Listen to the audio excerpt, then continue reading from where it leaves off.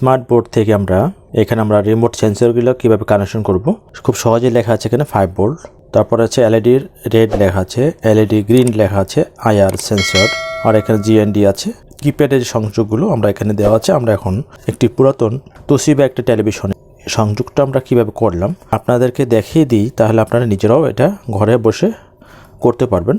এই পুরাতন কেবলের সাথে একটা সংযোগ করা হয়েছে। এখানে এই সংযোগটা এটার কত নম্বর পিন দেওয়া হলো সেটা আমি এখন দেখিয়ে দিচ্ছি। এখানে 5টা কেবলের সংযোগ দিতে হয়। এটা 1 নম্বর ধরবো পিন, এটা যেহেতু এখানে মার্কিং করা আছে। এখানে জিএনডি পিন আছে 2 নম্বর পিন, আমরা 2 নম্বর পিনের সাথে সংযোগ দিয়েছি।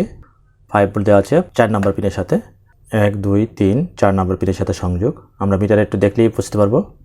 সেন্সর যেটা আইআর আছে, আমরা এখানে দেখা আছে আইআর 5 নম্বর পিনের সাথে সংযোগ হবে।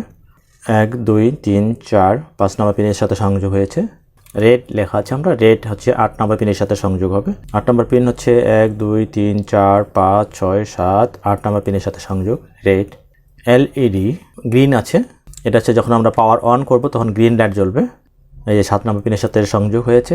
এই সার্কিটটা থাকবে, এটা লাগালে ভালো হয়। একটা স্মার্ট বোর্ড সাথে সংযোগ আমরা কিভাবে, এটা পুরাতন অরিজিনাল যেটা সেন্সর ছিল এবং পাওয়ার লাইট ছিল এবং পাওয়ার লাইট এবং গ্রিন লাইট ছিল, সেটা আমরা সংযোগ করা হলো। লাইক এবং শেয়ারে সাবস্ক্রাইব করে রাখবেন এবং ইজি টেক ভিশনের সাথে থাকবেন।